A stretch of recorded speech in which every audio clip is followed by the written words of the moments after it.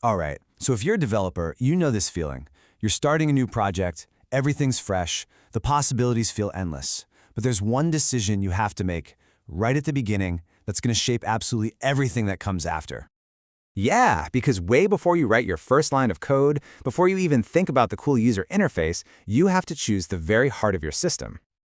And I mean, this is the foundation. It's where all your precious data is going to live, and the way you store it, the way you structure it, and how you get it back out, well, that's going to determine how fast your app is, how reliable it is, and whether or not it can even scale.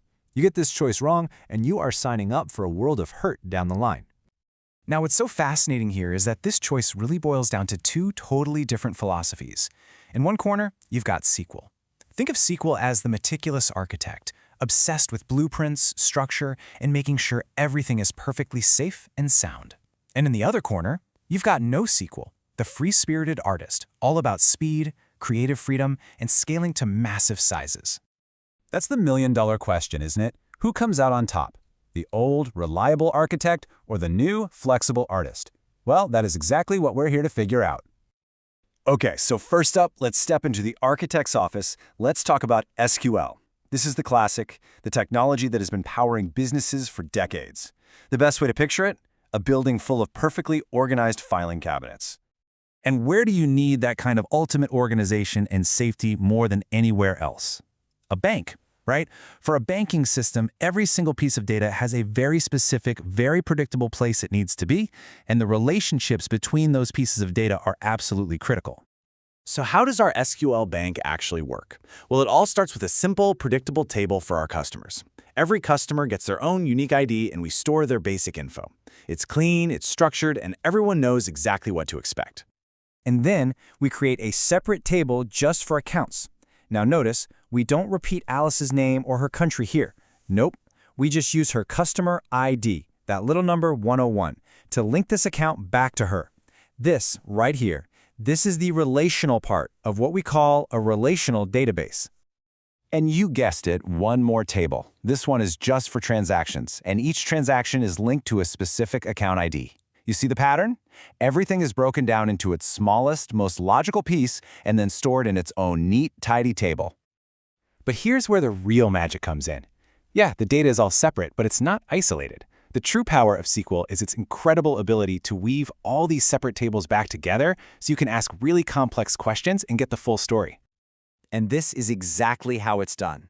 With a special command called a join, we can literally tell the database, hey, show me the names from the customers table and the balances from the accounts table, and then connect them wherever the customer IDs match up. This is the fundamental strength of SQL. It guarantees consistency across all your related data. All right, so that was the architect. Now let's go meet the artist, NoSQL. If SQL is a set of rigid filing cabinets, you can think of NoSQL as a collection of big, expandable folders. And inside each folder, you have everything you could possibly need to know about one specific thing. For this, just picture a product page on an e-commerce site. You've got the product info, of course, but also its categories, a whole list of user reviews, stock information from different warehouses. It's a whole bunch of different kinds of data, but it's all related to that one single product. And this is the NoSQL way of handling it. Forget about all those different tables. Here, we have one single document. Everything about these running shoes, the name, the categories, an entire list of reviews, even nested info about stock, it is all stored together in one self-contained package. And the best part? There's no need to do any of those joins we talked about. If you want to show that product page, you just grab this one document. It's incredibly fast for these kinds of tasks. And if you suddenly decide you want to add a new piece of info, like color options, you can just add it to new documents without having to go back and change the structure for all the old ones. That's what we mean by flexibility. Okay, so we've seen the architect and the artist at work. Now let's put them side by side and really break down the core differences between them. This slide right here is key. With SQL, you're working with structured tables and a fixed schema. That means you have to define all your columns up front. With NoSQL, you're using flexible documents with a dynamic schema.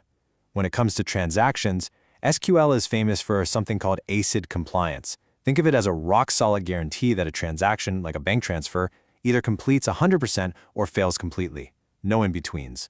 NoSQL is generally what we call base, which prioritizes being available and fast over that immediate, perfect consistency. And then there's scaling.